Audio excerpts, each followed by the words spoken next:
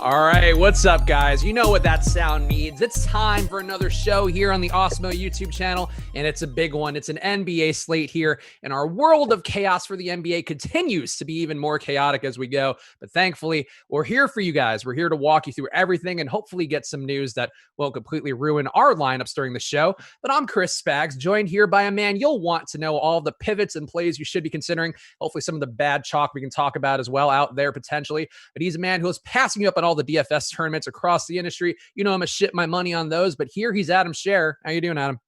Doing good. Excited for another day of who knows what the hell's going to happen in basketball. We got one bit of news up front here. No Malcolm Brogdon today, so that is an important news item that we'll talk about, joining TJ Warren on the Pacers injured list for today at least, but we'll see how that affects everything. We'll talk about it. But most important thing to hit up top here, of course, our sponsor SuperDraft, a site that you should be playing on every day. It's the future of DFS, and more importantly for you, they're offering you deposit bonuses if you go over there right now and use the promo code Awesemo, AWESEMO10. That is Awesemo 10 will get you $10 free with your deposit of $10 or more. If you deposit over $100, it'll get you $20 free. SuperDraft is a great site to play on right now. Less sharks in the water over there, so a little bit easier for you to win your money back. And of course, that instant bankroll boost from depositing money and getting some free money added to your account right away. And Super Cash helps you out to play some extra tournaments immediately. And that money does hit your account the second that you deposit. So make sure you are playing on SuperDraft at superdraft.io or download SuperDraft in the App Store, where there are no limits, more winning, and free premium content today. If you want to check it out across Awesemo.com, of course, a preview of what you can get with an Awesemo Plus membership at Awesemo.com/join. Check out the MLB player rankings. The NBA player rankings could be helpful for you today, and the NHL player rankings. So all of our rankings in grade form are available for you at Awesemo today. So check them out. Actually, I'll see if I can post the NBA one in the chat right now to make sure that you guys can at least see that one. But let's see. Boom, boom, boom. All right. It's in there. So check that link there.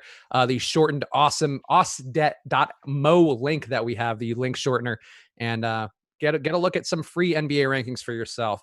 All right, guys, let's get into the slate. And Adam, I'm curious your thoughts here. I know you're running your crunches, so you'll have some more data for us as we go. But how are you feeling about this Malcolm Brogdon situation? Because he's out, TJ Warren's out, Aaron Holiday, Justin Holiday should be very chalky. I definitely prefer Aaron Holiday, but normally, I would probably avoid Justin, but this matchup, he's a great three-point shooter. The Rockets are going to give him some open looks today. I like both Holiday boys up top getting the biggest benefits, but also Miles Turner jumps in a very small sample size to a gigantic usage rate without TJ Warren, without Domantas Sabonis, also without Jeremy Lamb. A lot of usage that's been there for the Pacers all year, not there today, along with Brogdon too. So what are you getting out of the Pacers, and how many Pacers is too many for you? I'll say I'm getting all the Pacers. So off the top, this slate's just different than we've had the last couple of days. The last couple of days I mentioned on shows that I thought it was a really good idea to ideally kind of be underweight on chalk value from the early games, and then because it would give you flexibility to swap all the chalk that inevitably was going to open up, or not chalk, but value that inevitably was going to open up later on. Today, you only have 4 games. You don't have a ton of pending news in the late games. You do have the Pacers sitting most of their lineup in a fast-paced game against Houston. So today is different in that I expect to be very heavy on guys early, and they're going to be popular, so you'll have to differentiate elsewhere. But it's just a weird slate in that, or different slate than we've had recently, in that none of the teams playing have a ton to play for. A few teams could potentially move up or down in seeding, but not to positions that they probably have a strong preference about.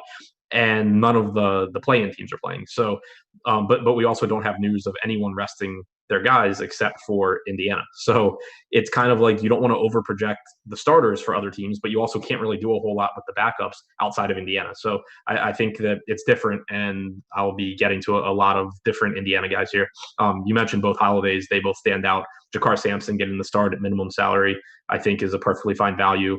You can make some pivots to get to, Doug McDermott's or TJ McConnell's off the bench as well. And then Oladipo is starting too. I don't know how many minutes he plays, but even if you get 28 to 30 minutes from him with no Jeremy Lamb, with no TJ Warren, with no Malcolm Brogdon, and with no Domantas Sabonis, he's out there shooting the ball a lot, and he's not really expensive. So, you mentioned Turner, but Oladipo as well. I think I'll have a lot of lineups today where I have 5 Pacers, and then I'm just mixing and matching other guys.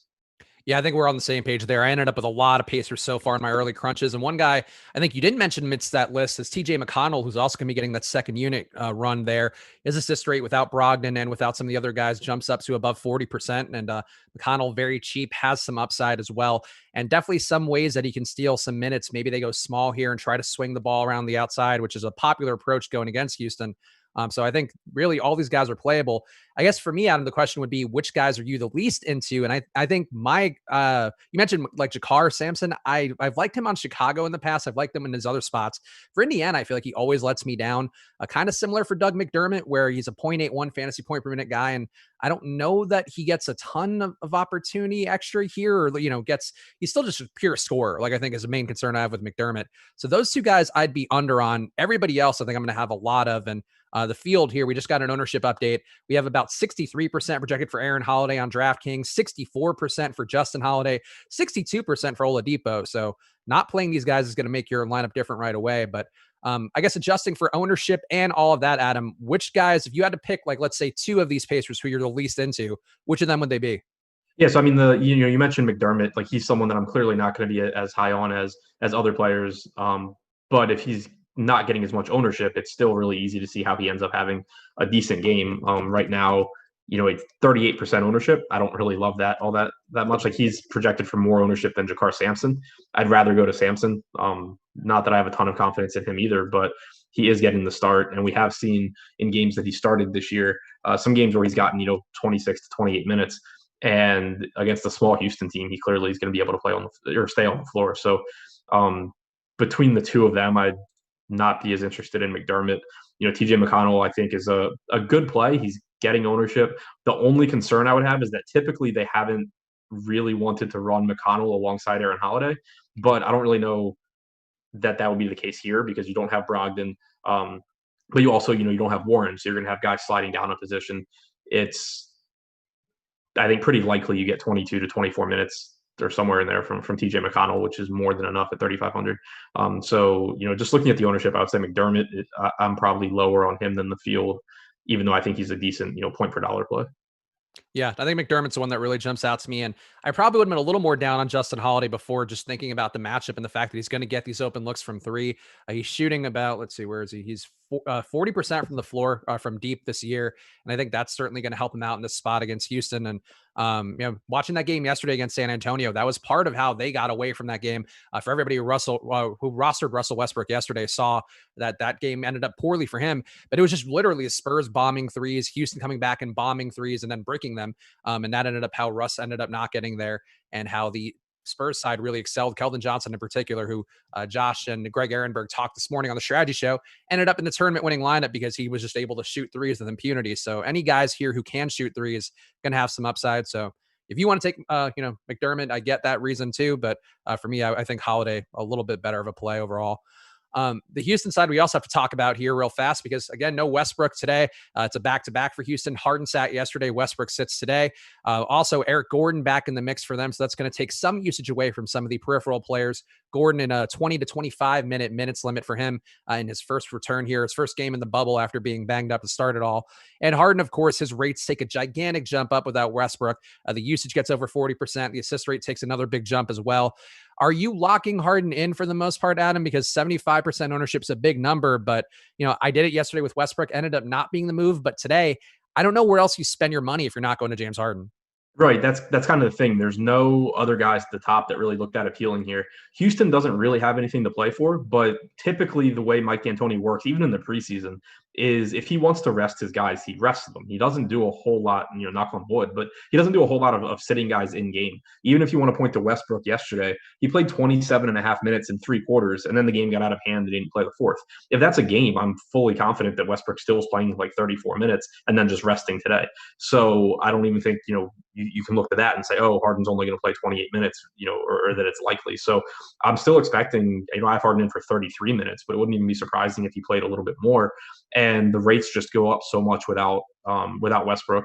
It's not like you're playing a typical Indiana defense either. You're going up against their backups essentially. So it's just going to be really easy, I think, to get Harden into lineups. I don't think getting away from him is going to be something that I really do because there's just not a lot of other good players on the slate that I'm really confident in either.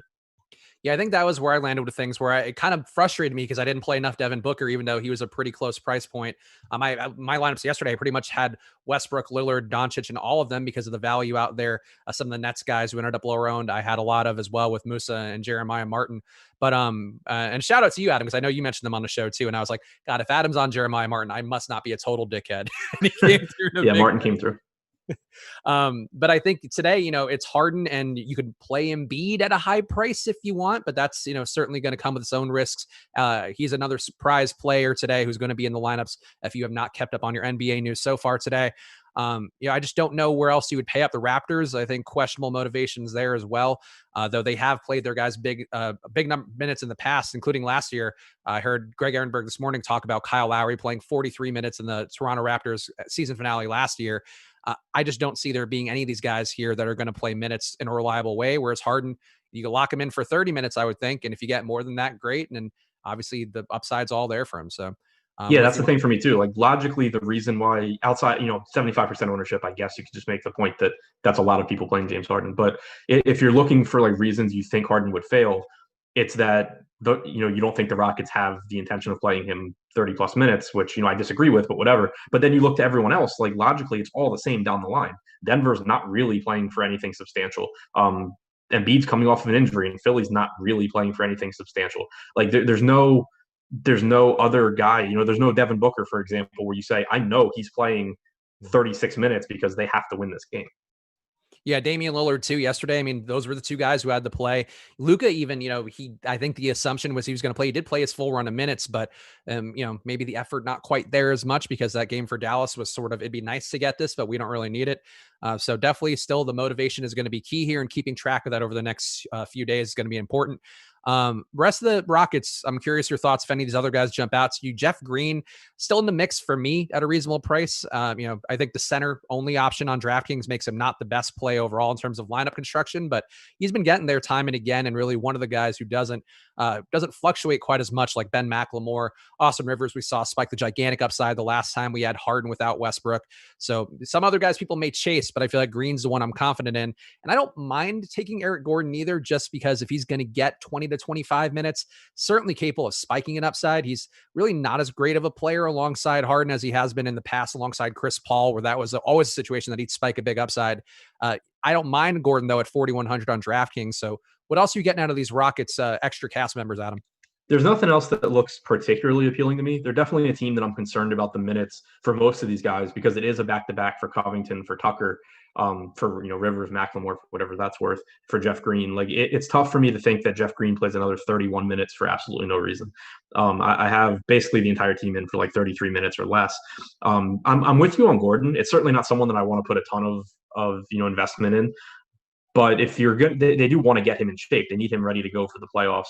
And the good thing, you mentioned his numbers being down alongside Harden, but Westbrook being out is typically a big deal for Gordon, because if D'Antoni runs his rotations like he normally would, Gordon will play when Harden's not on the floor as well. So you would get around 12 minutes. You get around 50% of Gordon's minutes without Harden and without Westbrook. Normally when they're both healthy, he's playing alongside one of them at all times, which makes him essentially useless for DFS. So not someone, again, after being out this whole time that I feel confident in, but at only 4,100, getting some minutes without Harden, it's a 4-game slate where I don't have a lot that I like. It's someone I'll take a shot on.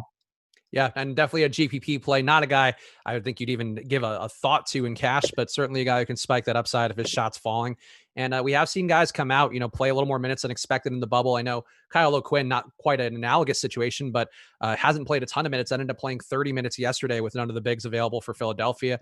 So certainly possible. We've seen it happen. Guys can spike that upside. Not a core play by any stretch, but at 4% projected ownership for Eric Gordon, maybe he does something for you guys.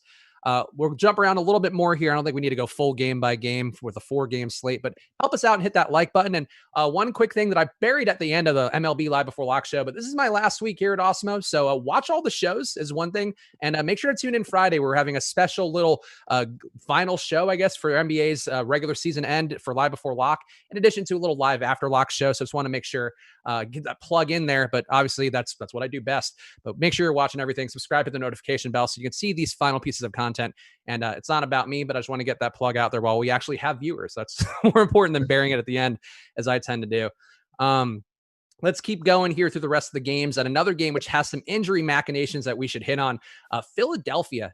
Joel Embiid, as I mentioned earlier, is in the game. Tobias Harris also in. Al Horford also in. Of course, Ben Simmons not in. He's out for the year. He didn't have any miracle recoveries for him today, but everybody else here should be available. As Adam mentioned, there is not a lot of motivation for Philadelphia. They can move up, but you think you can make an argument about whether that actually benefits them in any meaningful way.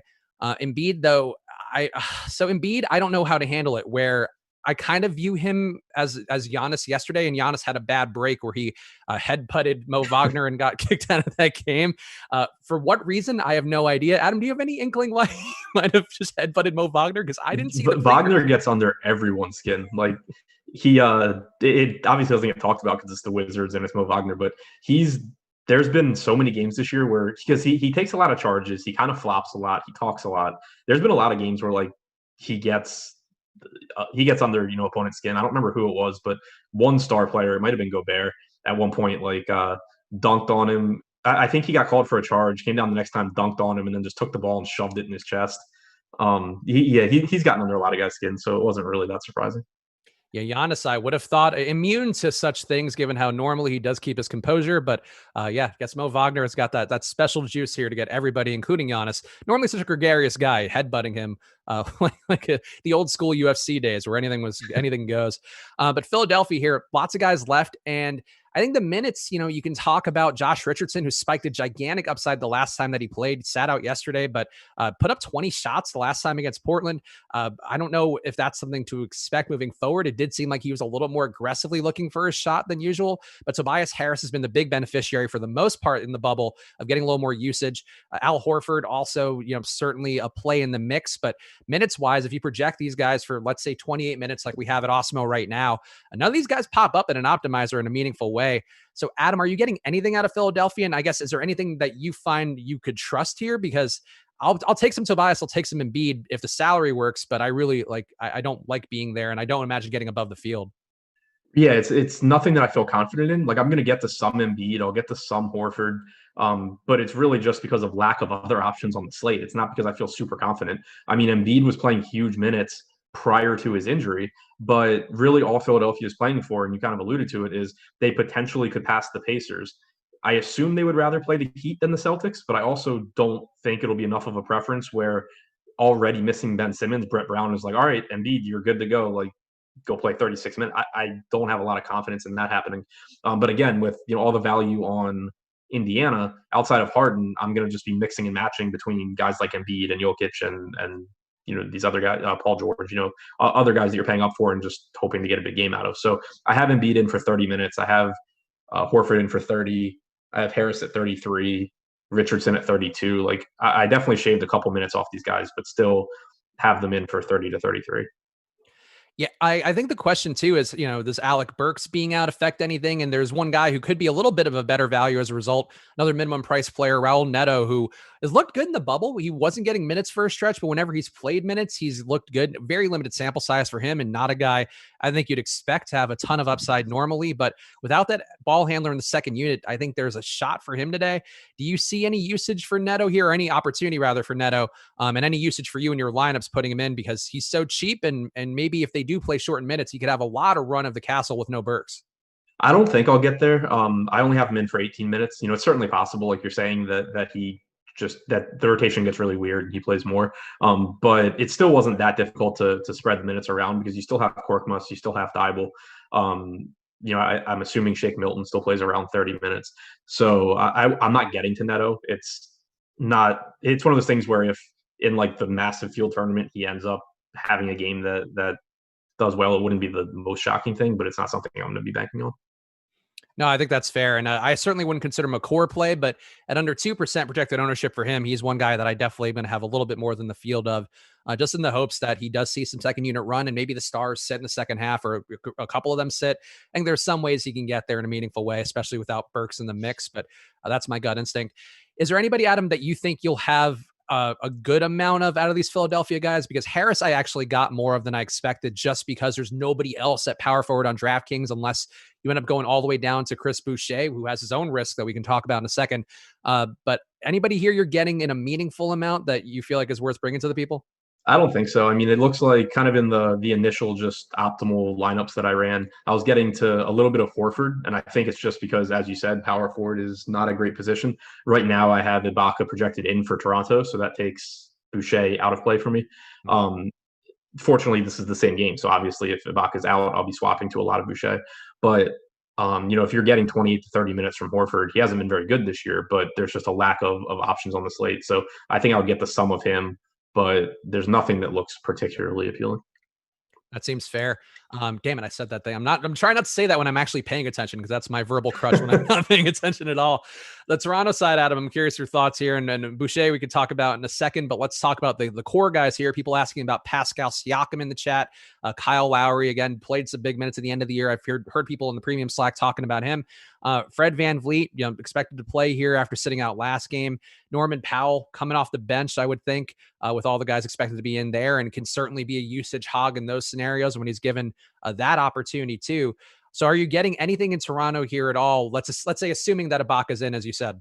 Yeah, so I'm assuming Ibaka's in. I'm assuming OG sits. He's listed as questionable. It seems like they probably just want to get him a day off because he hasn't had one. So I'm guessing that Norman Powell draws the start. I have him in for like 32 minutes, which at 5,300 on DraftKings with guard and forward eligibility, you'll get him in some lineups. I think Siakam gets into some lineups for me just because, again, power forward's not very good. And even though I still cut a couple minutes from starters for Toronto since they're not playing for anything. But when you cut a couple minutes from Nick Nurse starters, you're still getting 33, 34 minutes. I think the point that you mentioned about these guys playing big minutes, even at the end of season, is valid. So whereas the Philly guys I kind of have in around 30 minutes, I still have Siakam and Lowry and VanVleet in for 33 or 34, and so I'll still get to some of them, particularly Siakam because he's cheap and because the position is not very good. Yeah, I think that seems reasonable. And Toronto, one of those teams that Nick Nurse, a guy who does like to play his guys minutes, not quite the same Mike D'Antoni level that Adam mentioned earlier, but he does give his guys a little more run than you might expect. And certainly some ways for those guys to get there. The Boucher question, Adam, I feel like we have to hit on because he did go off last game against Milwaukee. People always love Chris Boucher. The game after he goes off, that's when people really love Chris Boucher the most, when it's probably the worst time to play him. I could see getting there if Ibaka's out, as you mentioned, but I don't see any reason to take that stab on Boucher because even if these starters do play limited minutes, he's probably not getting above 20. I think that seems even like a stretch based on our minutes projections. So yeah, and his price tag came up too. He was, I think, 3,100 last game. Yeah. He's 4,600 today. So he's still, if Ibaka's out, and you can expect 22 to 24 minutes from Boucher or somewhere in that range. He ends up being a good value there, but if I give him 24 minutes, he projects for like 26 DraftKings points, which is good. But it's still not like it would be the guy that you want to get in every single lineup, which is another reason why, going back to the beginning of the show, I said that I'm taking a different approach today and going ahead and playing a lot of Indiana.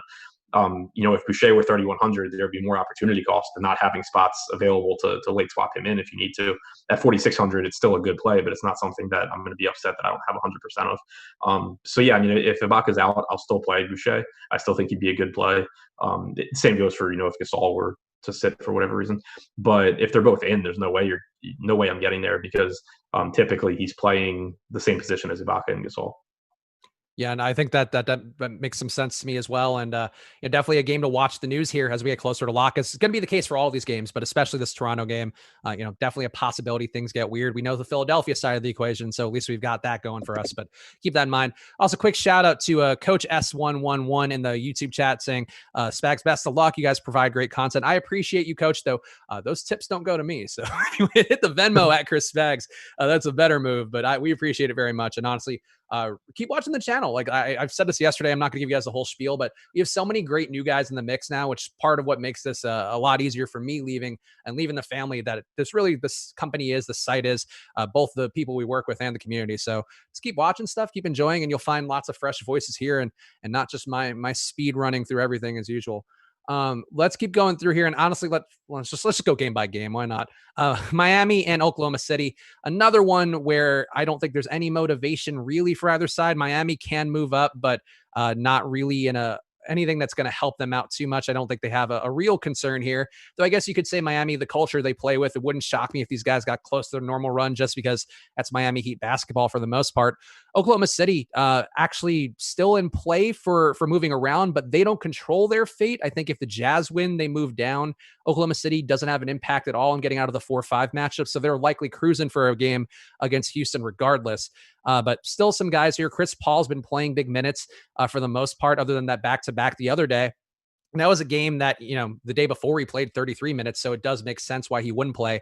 I kind of have the sense that Chris Paul might want to play his normal minutes here just for the sake of fitness and all of that. But the rest of the Thunder, I'm not sure of. The Heat, I think I'm more intrigued by guys like Derek Jones going a little bit down the food chain. Tyler Hero, I think I'm intrigued by a bit more, though you can't argue really the floor. I think that Butler and Adebayo and even Goran Dragic might provide if they get minutes. So what are you getting out of this game, Adam, if anything? And do you have a lean about the motivation maybe different than I have?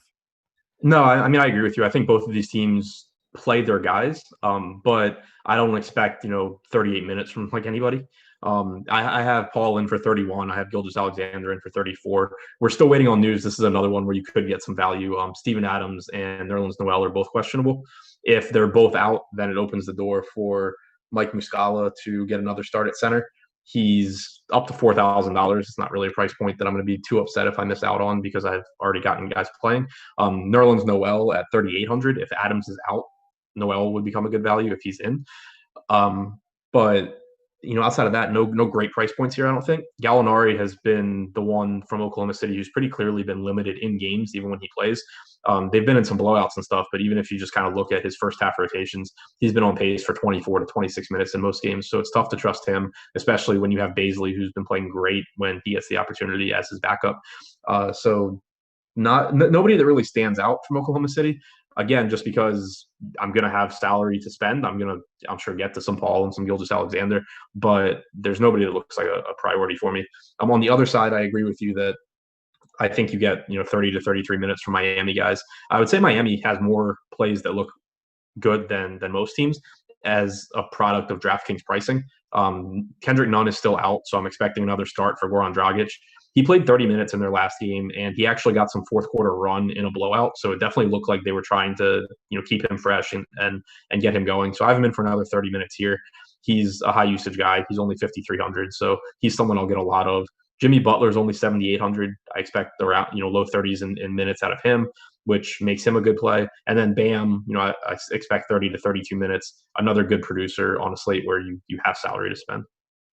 Yeah, definitely some Miami guys here who can play a good amount of time. And at this point, if you're getting guys who actually get to 30 compared to 25, that could be a difference maker on a slate like this. And, reasonable prices too for these guys as well. So Miami's certainly a team that I think could have some exposure. And we'll keep you guys updated if there is any news about the Oklahoma City big man situation, though. I'm not expecting to get that before lock today, but definitely one that's been profitable going to Bazley in the last couple days. And Muscala as well. Both guys looking pretty good if they are going to get some run today. Let's keep going through here, guys, and hit the like button because we got a half hour left and we've covered a lot of stuff. So we're going to get a lot of questions in today and hopefully maybe some more news, but we'll find out as we go. 4 games and both of us talking really fast. It goes quick. It's a tough situation. Gonna have to really stretch here in the back half. Lots of super draft plugs coming up in the second half of the show. But hopefully we'll give you some more time to luxuriate on all the important stuff. Last game, and this is one that I'm actually intrigued by in a variety of ways because I actually have some questions and I'm curious to hear what you think about it. The Clippers in Denver, nice team total here. The thing that's jumped out to me about the Clippers minutes, Kawhi Leonard playing a lot of minutes lately in a way that makes me think that this might be part of his treatment program where he's going full board and not risk, whatever slow down type situations that come from him. The issue with him has always been the back-to-backs. They don't have a back-to-back today. They don't have one tomorrow. They'll play again on Friday to close out the season. But Kawhi's been 35 to 38 minutes for the most part over the last few games. And I think he's a safe play today who isn't getting a ton of ownership. Kind of a weird situation for him with DraftKings because he is just a small forward. You can't get him into that weak power forward position. Paul George as well, not giving you that flexibility either. But I do think Kawhi to me is one of the plays that I trust today to go alongside Harden at a pretty decent clip. I have more of him than the 28% we have projected for Kawhi. So what is your read on the Clippers here? Another team who really doesn't have much motivation, though I think technically Denver can take the 2 seed, but it doesn't seem like either team actually has a lean about taking the 2 or the 3. I see it the same way that you do, which is really weird. Like it was the last game that I went through and projected, and you get to it, and it's just like, man, I've already been shaving minutes off the guys. Now I get to Kawhi Leonard, but I'm still not giving him 36 minutes, but I give him 32. I give George 33. I thought that it was kind of telling that in their last game, like you said, he played 36, 37 minutes, but the game prior to that, when Kawhi sat, they still played George 28 minutes and then pulled him. And Doc Rivers said that he had intended to, limit his minutes. Clearly, they weren't looking to do that with Kawhi, at least in that game. That doesn't necessarily mean it's the same thing here, but I feel relatively confident giving him low 30s in minutes, which on this slate means I'm going to get to a good amount of him and George both. George at the discount. I think they are as quote unquote safe as any of the expensive guys not named James Harden. Yeah, I mean, my guess would be that they just don't play these guys on Friday, and then that's the rest period, and then it's sort of like a dress rehearsal game, and I think that means that Kawhi's probably good at 30 minutes at least. So, yeah, I don't know. I'm glad we're on the same page though, because it seems like Kawhi would be one of those guys who they're like, oh, we'll play him 20 minutes because we don't want to risk it. But with the delicateness of his quad / hamstring / all that stuff, I think it might be better for him to just keep running as it is, because it seems odd that they didn't play him less minutes when they had a lot of opportunity and we're playing other guys a lot less minutes. Right. You have anything on that or no? No, I was just confused because I'm pretty sure the Capitals game started a half hour ago, and I just got an alert that John Carlson's probable. Oh, there you go. All the sports going on right now. And of course, make sure you get that Awesemo Plus package for all the sports, because again, they're all going off right now. PGA tonight, we've got a lot of content on the channel. Jason Roslin, Ben Rasa, Jeff Ulrich, all those guys, Tim Frank doing a great job with the golf coverage. And this tournament should be a fun one with a lot of high scores here. Not going to be a tough course like it was last week for the PGA Championship, but just use that Awesemo Plus membership to play all the sports like Adam and myself and like Alex does, our aspirational hero for all of us out here. Of course, Awesemo plays pretty much every sport possible and at great volume. And that's the part of his key to success, knowing what you're doing and playing a lot. Any other Clippers for you looking good? Because Reggie Jackson did play a lot of minutes in the front end of the back-to-back. We do not have Patrick Beverley today. Also no Landry Shamet, which I don't think affects Reggie too much, though maybe increases the possibility of getting a Reggie Lou backcourt at some point a little more frequently. But Reggie, to me, is a guy that I think his minutes load should be safe on an island game. And Lou Williams, too, certainly capable of spiking an upside. He's projected for under 5% ownership.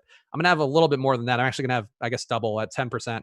I think these guys are playable as well for the same reasons. But what else are you getting here besides the big two of Paul George and Kawhi? Yeah, I think they are too. I think that from a narrative standpoint, you could make the case that maybe Lou Williams gets more minutes in this game than he's gotten so far. He was limited early on because he had the quarantine and so basically wasn't in game shape and was playing like 20 minutes. He got up to between 23 and 24 last game. Obviously, he's a key part of their playoff rotation. You would think that at some point before the playoffs, they want to get him, up to his at least 26, 28 minutes. So I think he's an example of someone that I think actually could play more minutes here than he typically has.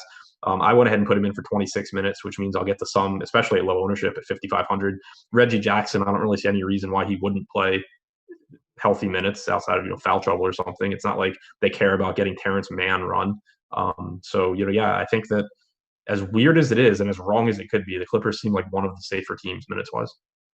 Yeah, just we haven't seen the indications so far, and their minutes trending in a bad way. And the other side of the equation for Denver, I think, is the one that I'm curious about, because people may look, and I know our minutes projection for Denver is pretty low. And again, the motivation for these guys, unclear. They might want to play Luka. They might be a little more inclined to get the 2 seed to get away from the Lakers. I think there's some question marks there that I've seen people debate, including the Denver beat reporter debating the dude from Action Network, who I forgot his name, Hardwood Paradoxism, whatever that guy's name is, but they were debating Matt Moore. Yeah, Matt Moore, yes. And they were talking about how the beat reporter was indicating that like the team had talked to him about seeding off the record, and he was like, they're very aware of it. So I don't know what to make of it. Last game, though, these guys played their run of minutes normally. Then the bench came in. The bench immediately got blown out by the Lakers. Then they crawled back in, and the bench stayed on the floor, and the guys didn't get their full run of minutes. But I don't think that means that Denver is a team that's going to play 3/4 of their starters and go away. So what's your read on this? Because the popcorn machine, look at it, I thought like told one tale, but if you just look straight at the box score, I think it's going to be like, oh yeah, Denver's not playing their guys right now. Well, they had also Malone had hinted before that game that they weren't getting full run for the starters. So, not that necessarily meant they weren't going to play at all in the fourth, but it wasn't really surprising that their minutes were down. I don't think that necessarily carries over to today. I went ahead and gave Jokic 30 minutes. I gave Porter 34, Murray 30 to 32. Like I think, again, I'm not going to go mid 30s on them because I have no confidence that happens for anyone outside of, potentially Porter. And even he is kind of risky because this game means he's gonna, like the Clippers with George and with Kawhi, could really put him in a bad spot where he gets in trouble with Malone. But I feel reasonably confident going to like around 32 minutes on most of their starters. Which is worth noting because, again, we have that minutes projection on Awesemo for 25 minutes, and I've seen similar minutes projections across a bunch of the sites today. So that could be one difference maker on the slate if we do get full Denver mode here. And I guess the one concern that I would have, and this is very much a narrative thing, not a data thing, but two teams who could face each other in the playoffs. I think we've seen in the Eastern Conference a couple times that they're not bringing out the big guns for some of these matchups. So maybe that's part of it. But I think that still a decent chance here that there's more minutes for Denver than expected, just because people are going to look at that last time and maybe see the quote that Adam mentioned from Mike Malone and think that, oh yeah, these guys are not going to play anymore. I think it's very reasonable to think that they play closer to 30 minutes today. Let's dig a little bit deeper on these guys, because I feel like if they are one of the teams that we think can actually be in play today, it's probably worth dwelling a little bit more. Porter Jr., I got a little bit today, but I'm not going to have more than the field. We haven't projected for 7%. I still don't love the look of him with Jamal Murray, and that's really the big issue for me. The rebounding's been providing him a lot more value, but the usage rate has been down. He was at 25% without Murray for those few games, then has been down about 18, 19% since then, which doesn't sound like a lot, but it's a pretty big difference when you're a guy like Porter who does get a lot of that value from scoring, despite whatever strides he's made in rebounding. He is a scorer. That's where he's going to get a lot of his value. And Murray just takes enough away that I still don't want to get to Porter, especially if people are going to have money to spend. But where do you land with Porter, Murray, Jokic? I mean, relative to the field where Murray's not going to be owned at all, and Porter's going to be under 10% for probably the first time in, I think, the entire bubble, basically.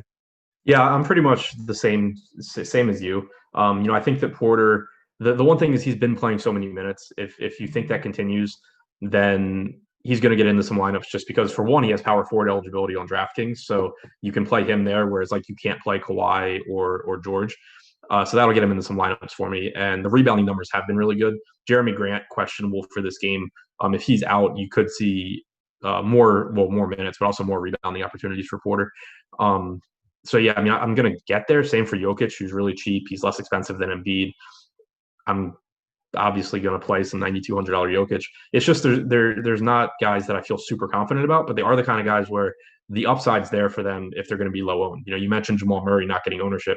He's only 7K. He's not the most consistent producer, but he has those games where he's just the offense because his shot's falling and he's not afraid to keep chucking it up. So, I think that I have him projecting for between 33 and 34 DraftKings points, which isn't going to make him a priority, but it is going to make him someone where if he's not getting ownership, he starts to get pushed into more of my lineups. Yeah, I think Jamal Murray is one of those guys that people have maybe not paid the most attention to because he was hurt in the beginning of the bubble, and now he's been back in and hasn't had a monster day, but the opportunity's been there for him. The minutes have been there for him. Again, that usage clipping off just enough of Michael Porter to keep himself viable as well. He's a guy who's been a almost 20-point scorer on the year in terms of real life points, and certainly has spiked that upside in the past in a meaningful way. So definitely not a guy to completely rule out today, along with the rest of these Nuggets. I guess the other part of the equation too that I want to ask you about, Adam, is these cheap guys for Denver. I think their ownership is going to be a little higher than we have it for, because if all the sites out there are giving Mason Plumlee, PJ Dozier, Keita Bates, Diop, all these guys getting, let's say, 23 to 25 minutes, depending upon the site, or 20 to 23 minutes, let's say, these guys are going to pop up in an optimizer a lot. And I know Mason Plumlee is a guy that I kind of had to walk back just because I was getting him a lot with that 23-minute projection. So are you going to have any appreciable amount of the Plumlee, Dozier, bowl tier of guys, or are those mostly off limits because you have the minutes where you have them for Denver? Yeah, the only one that I think I'd have any real chance of getting to would be Plumlee, just because he's always one, bad, 3 fouls from Jokic away from having a monster game. So he's someone that I always, especially on these like 3 and 4 game slates, I love getting some exposure to in large field tournaments. But outside of that, I don't think I'll really be getting to them. Yeah, and somebody in the premium Slack asking about Plumlee. Yeah, I pretty much share Ben asking thoughts on Plumlee in the premium Slack. I agree. Plumlee, certainly a guy who can get that foul trouble minutes boost. He's also just a good per minute guy at 1.1 fantasy points per minute. So, a not great center position today on DraftKings. He's a guy that I think you can go to and at least expect to get some production there without paying a Joel Embiid price for some of these other guys, or even going to Miles Turner, who I think people may be a little bit more down on if they don't look too closely at the rates with the other guys off the court. So I get going to Plumlee regardless. It's just we haven't projected for 5% ownership.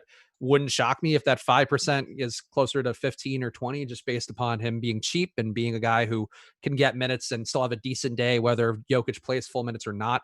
So, I think that there's some risk with Plumlee in that respect of him being a little higher owned than people may realize, but really can't argue him on a projection basis. Let's see, any good questions in the Slack? Morgan wants to know your Bull thoughts. We talked about him fast. People really dying to play Bull because of the scrimmage performances he had. I think there's still too many guys in that second unit group. Like PJ Dozier is the one who I would watch out for a little bit more. Just seizing a lot of usage and been a guy who has shown some fantasy upside both before in the real league and in the G League. So I would not get a lot of Bull. I think I have him in one lineup out of 40 something today. But where are you with Bull? I'm going to assume you got 0, but I'm going to give you the chance to discredit that yourself. I probably will have 0. I have him projected for like 16 points, so he's high enough he'll be in my player pool. Maybe he gets in a lineup, but I doubt it. Yeah, I agree. I mean, he's cheap. I still am intrigued by him conceptually, but conceptually he hasn't shown much so far. And there are some guys who I think have shown more relative to being in an actual rotation during a real game. Bull, I think people are still a little too enthusiastic on because that happens when guys have viral clips and stuff. Like he looked like a lot of fun in scrimmages. He has not shown any of that so far in these games for the most part. Let's keep going through some of the questions here. People asking about super draft plays, and you know what? We got some free time here, so why not? I'll give you guys some of the top super draft plays according to Awesemo's projections. So go over to superdraft.io and use that promo code Awesemo10, AWESEMO10 to get yourself $10 free on a deposit of $10 or more, and you get yourself $20 free if you deposit more than $100, and that money is instant release for you when you deposit in Super Cash, so you can play it right away, and then if you win it, it's yours. But they're doing a lot over there to get new customers in, so make sure you are playing on SuperDraft at superdraft.io or by downloading SuperDraft from the App Store. And some of the top plays today, according to Awesemo on SuperDraft. Normally, you're not playing a 1x multiplier guy, but James Harden is the top projected play overall on SuperDraft despite a 1x multiplier. We talked about all the reasons why Westbrook being off bumps all his rates, so that's going to be good there. Victor Oladipo, 1.75x multiplier. If he's going to have a breakout game in a meaningful way like he had before the bubble started, this is probably the day for him to do it. Aaron Holiday as well, 1.85x multiplier. You're going to get a lot of Pacers on SuperDraft, much like you will probably industry-wide if you're doing like Adam and I are doing today, but make sure you're playing on SuperDraft to get some of them there too. Miles Turner, number 4, Joel Embiid, number 5 on SuperDraft. So some ways to go there with your lineups. Those are the top 5 plays: Harden, Oladipo, Holiday, Turner, Embiid, and mix in some other guys if you want to get different. All right, let's keep going through. Elusive Smoke asking, how many Pacers is too many Pacers? We talked about it up top. For me, 5 is about the amount that I'm going to have at a max. And I feel okay with it because of the matchup and the guys missing from that roster. But Adam, you're doing your final crunches here. Are you getting any less than 5? Or are you getting more than 5? How many Pacers is too many? Just starting it now, but most of the lineups I've run have been getting 5. I have it capped at 6. I don't think I'll really get there. But yeah, I expect to have 4 or 5 in most.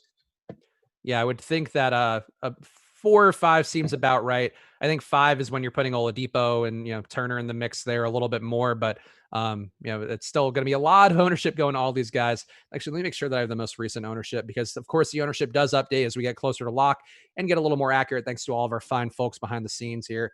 And we just got ownership 1 minute ago. Oh boy. All right. This is actually an interesting little conversation point. Aaron Holiday now at 72% projected ownership, higher projected ownership than James Harden. Adam, is it any time to mitigate your Aaron Holiday exposure, given that it does not make sense he'd be higher owned than James Harden relative to what we know of these guys when their teammates are missing? But that's a lot of Aaron Holiday, man. What am I looking at? Yeah, so I still think I just updated my spreadsheet. I think that on DraftKings, Holiday should be owned like 90%. So I still have him as someone being under owned despite that. Okay. Yeah, that's fair. I'm also at about 90% too. And I feel that way, but definitely feels a little riskier now that you are going to be with 3/4 of the field holding hands. So Yeah, I'm going to walk that back real quick because I had a mistake in my spreadsheet. I have him at that he should be about 64% owned. We have him at 72. That's still probably not enough of a difference that I start really getting away from him since he projects so well. Yeah, it's definitely the guy who gets, the court time has been there for him, gets the boost in usage, gets the boost in assists, and he'll have his brother out there for emotional support too. So all the things that you'd look for in a DFS play right there for you with Aaron Holiday, despite the insanely high ownership. And so I did just give away that freebie in ownership for DraftKings real fast for FanDuel as well. Aaron Holiday, one of the chalkier plays on there, but it's still very much a James Harden show on FanDuel. James Harden at 83% on FanDuel. Compared to, where is he on DraftKings? Compared to 65% on DraftKings. So you're going to be even chalkier playing Harden there, but I honestly have 95% Harden, so I'm no man to judge. Let's keep going through here. Morgan asking, is going 4 to 5 Pacers too chalky, and when you prefer going 3 and somewhere else with the others? I mean, it's going to be chalky. I think it depends which ones you're going to, because I think there are going to be people who have 4 or 5 Pacers, and then 2 of them are going to be like Doug McDermott and Jakar Sampson and some of these guys who maybe a little more speculative. I think that's why I'm still okay with just getting his Pacers wherever I'm getting them. But Adam, we talked about it earlier. Is there anybody Pacers wise who you're starting to move away from as you're getting your final stuff in? I don't think so. It's all looking pretty much the same for me.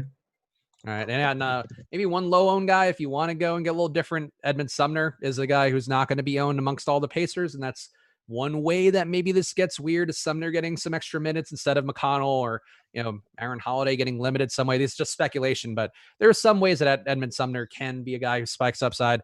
Really, anybody can spike an upside here against Houston with a really big team total for Indiana. I mean, despite all the guys they are missing today, they're getting 3.3 more implied points from Vegas today onto their team total than usual.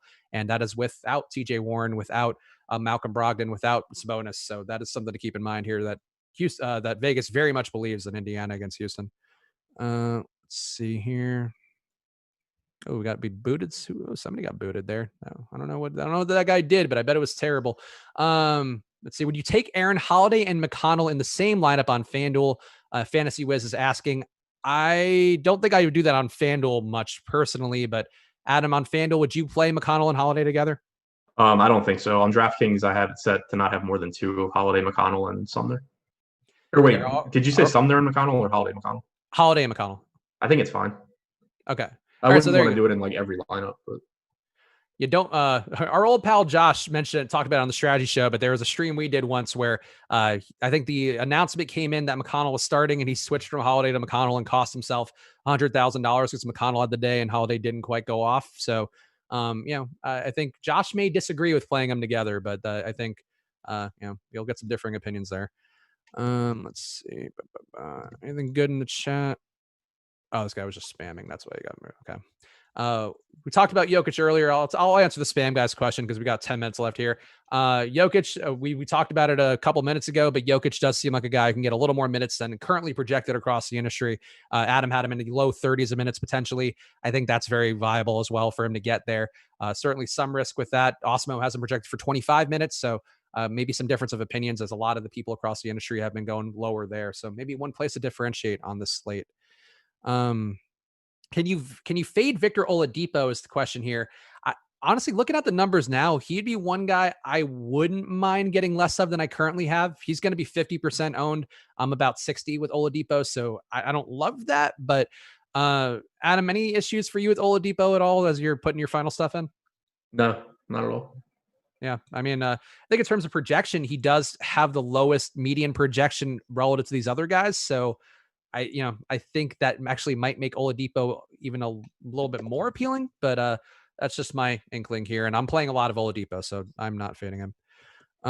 Let's see here. Sampson or McDermott? Do you have a lean between those two? Because I'm honestly under the field on both. I prefer Sampson. Neither one makes you feel very good, though.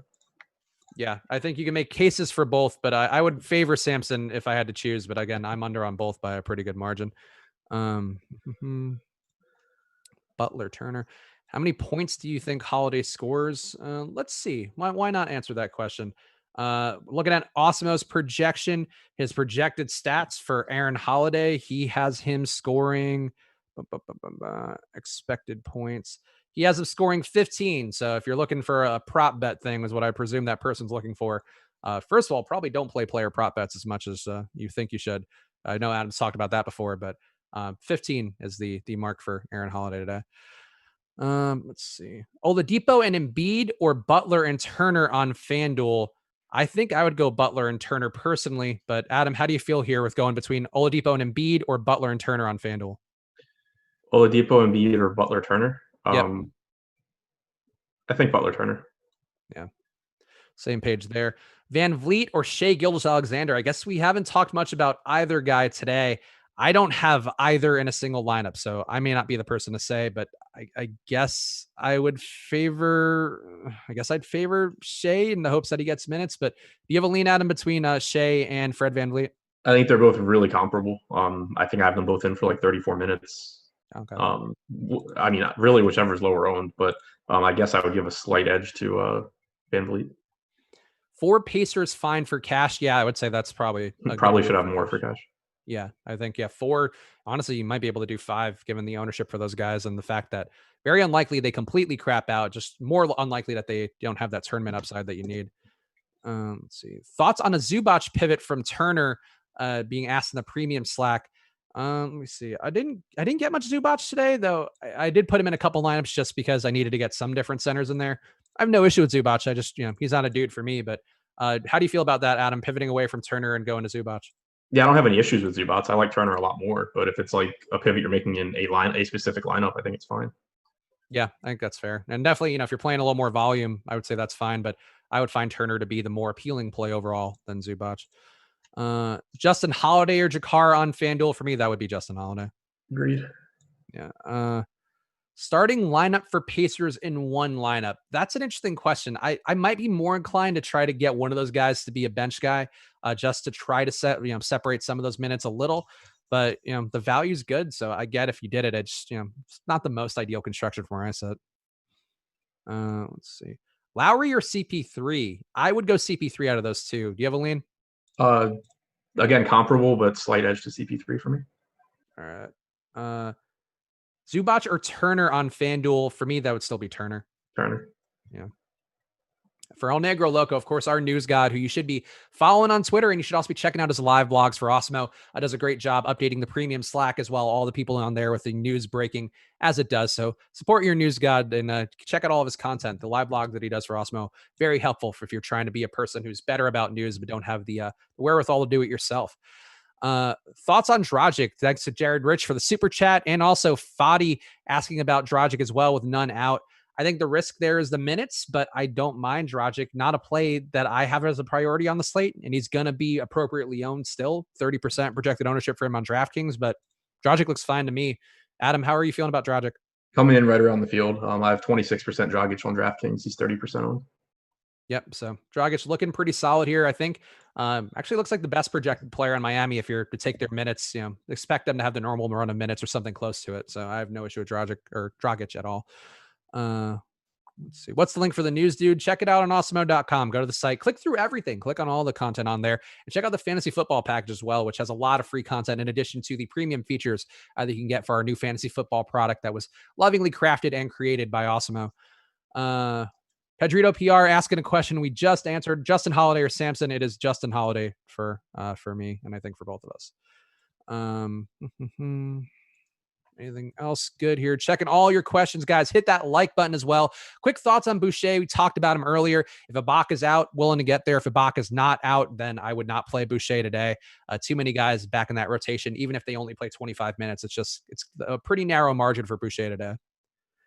Let's see what that is not. McConnell, I think this is, or he says McConnell or Shake. I'm going to assume that's McConnell.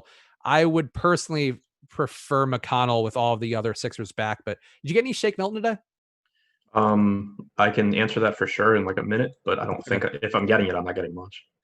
Yeah, I got more Josh Richardson than Shake. I don't, not a Shake guy for the most part, other than the rare exceptions like that one game he had against Atlanta. For some reason, I was on Shake more than I probably should have. I mean, he's great if you know what day he's going to shoot 100% from three. Yeah, the days that Shake puts up 7 threes from deep and Joel Embiid fails miserably, those are the Shake days, and hard to pick those right. Thoughts on TJ Leaf as a pivot for Jakar Sampson? I don't see him getting enough minutes here to be useful. I think I gave him like 12 minutes or something. Yeah, that's not going to be enough to spike an upside, especially on this slate where you have so many other more obvious values. I think I would definitely normally try to move away from a guy like Justin Turner, but talked about it earlier. I just think this is the spot for Justin Turner to be Justin Holiday to be a good version of himself. So you big on the Dodgers today? Yeah, Justin Turner, I think, looks great as well. Justin Turner and Justin Holiday could not be more different looking people, I think, if you tried. That is a fair statement. But yeah, Justin Holiday looking pretty good to me today in a way that he normally would not. So I think that's just the matchup with Houston. Going to be a lot of threes available for Holiday. And if he doesn't make them, then it sucks. But I'm pretty confident he's going to be shooting them today. I got to 1% Milton on DraftKings. Okay. Yeah. So that's more than enough shake, I would think. Justin or Aaron Holiday, I think still has to be Aaron. Yeah. God, I have 80% Jakar Sampson. This is going to be miserable. That is too much Jakar Sampson. Yeah. All right. Well, there you go. So that's Adam's sneak play of the day. And if it goes wrong, make sure to tweet at ShipMyMoneyDFS with all of the ways that Jakar Sampson has screwed you today. Jimmy or Bam? Actually, Jimmy or Bam. Let's answer this one. I like Jimmy a little bit more. Yeah. So we're both Team Jimmy. I mean, on DraftKings, I have 25% Jimmy. I have 18% Bam. Okay. So a good amount of both. Let's see. Thoughts on Gallinari not playing enough minutes seems much riskier than he usually does. His old cash game Gallo goes during the pre-bubble times. I would not get to Gallo today. I would be really surprised if I have I have 1% Gallo. Yeah, I don't. Yeah, maybe he gets those minutes up, but it's been honestly kind of strange how little minutes he's played in some of these situations as the other guys have played close to their normal minutes. How many minutes do you think Sampson is playing today? Awesemo has him projected as getting 20 minutes. So, that could certainly go up a little higher, but I think I have him at 20. 26. I could see why you're getting 80% of him at 26 minutes. Yeah, I have him at 26 minutes. Yeah. So, definitely can get a little higher there, but Awesemo has him at 20. Let's see. Well, Baisley get any minutes for Oklahoma City? He'll get some, but not as many as he would if the bigs are out. And we don't know that yet. And now we are locked. So, Jesus Christ. What are anything interesting in your final exposures, Adam? I mean, I have 100% Justin Holiday and 80% Jakar Sampson, so I am not feeling great. So we're going to go watch this game and tilt sweat it out. But make sure you hit the like button before you go. Of course, subscribe, hit the notification bell. There's an MLB Live Before Lock show coming up, PGA coming up tonight. There is so much content coming out of this YouTube channel every single day. And of course, as I mentioned earlier, my last week here at Awesemo. So Friday is going to be the final show. We're going to have an NBA Live Before Lock show and then a post-game after lock, live after lock, I think is what we're calling it. So thankfully, we own all the trademarks on all of those related live/lock names. But we'll be here hanging out, doing a little round table, I guess is what we're doing. Something we used to do more in the early days of Awesemo, just hanging out and drinking on Friday. So come hang out, but make sure to watch all the content. There are so many great sports going on and so many great shows on this channel. So give them a shot. And of course, play on SuperDraft. That is a thing you should be doing always, but especially now with all the sports going on and in the dying days of the bubble, I'm telling you, these multipliers on some of these guys not quite being adjusted as much as some of the salaries on the sites that we're normally playing on. So play on superdraft.io, download SuperDraft in the App Store, use that promo code Awesemo10, AWESEMO10 to get $10 free on your deposit of $10 or more and $20 free if you deposit more than $100. So it's instant release money. You can play it right away on superdraft.io or by downloading SuperDraft in the App Store. Adam, any plugs you want to hit on? No, I think that's it. You're just plugging Jakar Sampson. That's the one that we're going for. We appreciate you guys. Hope you survived today's slate. Watch the news, very carefully. Make sure Ibaka's in. Make sure all that stuff is going the way it's supposed to. But keep your eyes peeled here because that is an important part of the process for NBA right now. And we'll be back with you guys again very soon. So enjoy your days and good luck.